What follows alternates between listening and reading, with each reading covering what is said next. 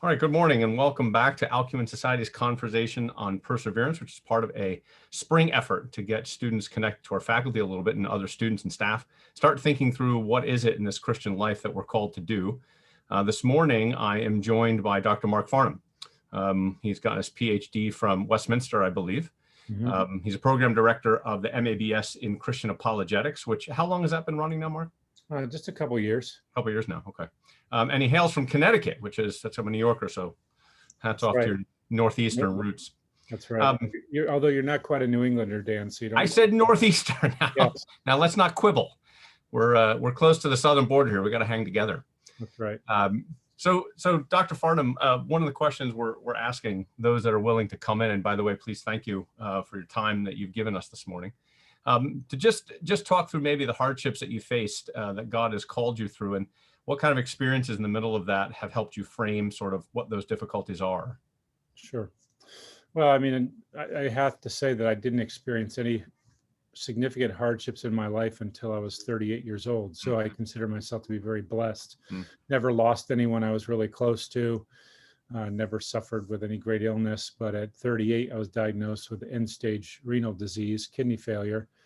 And from that point on, I've had significant health issues. So 5 years later, which was 11 years ago, I had to have a kidney transplant, which is a major surgery, major change of life.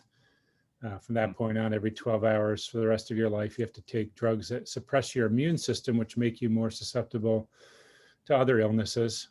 And just almost 2 years ago, found out I had both a benign brain tumor and also non-Hodgkin's lymphoma, so malignant cancer.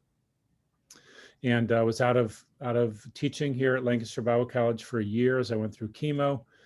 In the midst of that, had my small intestine rupture a couple of days after Christmas in 2019, had to have emergency surgery. And so I've been through a number of significant health issues and truly as a result have come to accept the fact that I will probably not live to see my 70th birthday, which is only 16 years away. In other words, I just know I'm not going to have a long life. And truthfully, day by day, week by week, month by month, I see doctors all the time because my health is relatively tenuous. And that's certainly changed us significantly, both my wife and me. And what, in going through these difficulties, Dr. Farnham, what kind of specific temptations do you feel that you've faced or had to overcome or walk through? Yeah, temptations would be first to despair, because if you love this present life more than the next life, you tend to invest all your hope that the things you want to do, you'll get done, and all your trust in your own ability and power. And when God takes all that away, you come to realize that I cannot trust in myself because I can't even trust that I won't be in the hospital tomorrow for whatever reason. And then to realize that my hope cannot be in things in this lifetime, that I can enjoy the good gifts of God that I have here and now. I can enjoy the aspects of life that God lets me in experience, but to realize my ultimate joy cannot be in this lifetime because everything in this lifetime is fleeting and everything ultimately disappoints in the end. It doesn't provide the lasting satisfaction that we know we'll experience and feel uninterrupted for all eternity once we see Christ. So our hope has been moved from anything in this lifetime to the next. Are there practical ways that those temptations tend to fall on you? I mean, things like giving up, or you say you have an anxiety that comes with that. Is there specific ways that you face that, or specific things you have to overcome? Yeah, it's not giving into the sadness of the things that I'll miss if I die before, the average age in the U.S., which I think is late 70s for men. The sadness of leaving my wife behind or my grandkids not knowing me or remembering much about me. To come to accept that's okay, that God is going to provide and God is going to make all this worth it. As he said to Peter, when Peter said, Lord, what's in it for us to follow you and give our lives? And Jesus said, anyone who gives up anything in this lifetime will receive 100 times over in the life to come. And so you have to reorient your mind away from getting to do what I want to in this life. And truthfully, the peace and comfort of God can overcome all those thoughts to the point that I don't think about that too much anymore. I don't grieve it, because if I can trust God for my salvation, then I can trust that he will make sure that my comfort and my joy will be many times over in the life to come. So you've headed us into the last question, that is how, in what specific ways has God helped you persevere? One of the people in the group, we construct these questions to say, could you ask people, how do they get out of bed in the morning? Because I think for our students who face their own trials may think they're too overwhelming to even get up and do what they've got to do. But you've had to put one foot in front of the other and be creative and lead students and your family.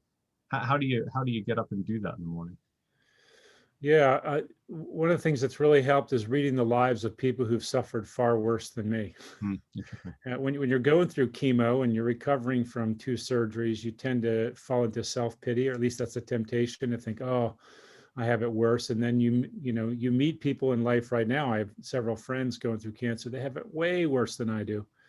And I'm in remission now, so I'm better, but they live with a constant specter of what happens if this gets worse. But also reading about the lives of Christians who've gone on before, people who've lived in the time of the Reformation and the early church and the ancient world before antibiotics, and they suffered greatly all their lives to realize you can get out of bed in the morning even though you don't feel well, even though you're going to struggle and you're going to be looking forward to 14 hours from now when you can fall back into bed exhausted. God's called me, has given me a purpose. And one thing I've learned is laying around in bed does not help your mood or your spirit at all. But also, in addition to all that, is just from the moment you wake up, preaching the gospel to yourself, the gospel of God's grace and good news, reminding yourself of the promises of God, that he will strengthen you, he will help you endure, not letting your mind be occupied with thoughts of despair and self-pity and whatever it might be, just filling your heart and mind with the truth, and it gets you out of bed in the morning, and you're able to get up and serve the Lord and do what he's called you to do, and you can do it with joy, even not just survive but thrive. And there's something you said in there, Dr. Farnham, which I want to settle on just for a second, because I think what our modern culture would tell us is that in order to move forward, we've got to get something resolved. We've got to feel better about ourselves. We've got to be healed. We've got to get what we want to get. What you seem to be saying is you're not to expect those things. You still need to get up and preach the gospel through a hardship that's not going away, or through a difficulty that's not being resolved. Perseverance is not sticking with it until the problem goes away. It's obeying God even though the problem persists. Is that right? Yeah. There are some things that that all of us are going to experience that will never go away, that will carry our whole lives. I was just thinking this morning that for younger people, if they want to know what it's like to get older, it's like, younger people, when you get sick and you feel really lousy and your joints hurt and you have no energy. Getting old is that, but it never goes away. And yet you can't stop. What's that? Welcome to life. Yeah, you can't stop, because also what inspires me is seeing older saints in their 70s and 80s. Even at my church, one of the former pastors in his 90s. Wow. And that guy just keeps trucking along. And I'm thinking, boy, I have no excuse. I'm 40 years younger than him. Right. And so a lot of it is just endurance. I think one of the challenges of the younger generation is because of social media, because of cameras on phones, there's the temptation for a lot of self-focus. And truth is, you just have got to stop thinking about yourself. You don't stop caring for yourself in a normal way, but stop being so focused and obsessed with yourself. Tim Keller's little book, The Freedom of Self-Forgetfulness, is a wonderful tool to remind us that if you really want to be happy, you have to stop thinking about yourself. And you've got to think about others, think about the Lord. And you can find happiness, but happiness is it's a byproduct. It's a result of focusing on others and not on yourself. Yeah, that's interesting, right? Because the solution is fix yourself first. And what you're saying is direct yourself towards Christ, towards others, and that love, you'll find the peace and satisfaction that Christ has called you to. So true. That's really helpful. Well, thank you, Dr. Farnham. I deeply appreciate your wisdom and your experiences. And I want the listeners to hear, I think what we're doing in these videos here, these recordings, is what Dr. Farnham, I think, is calling us to, which is talk to other people. talk to older saints, talk to those who've gone through things, because what you heard from Dr. Farnham is God's faithfulness as much as is Mark's perseverance. So I'm very grateful for an opportunity to hear about that. So thank you for our time. Can I just say one more thing? Yeah, please.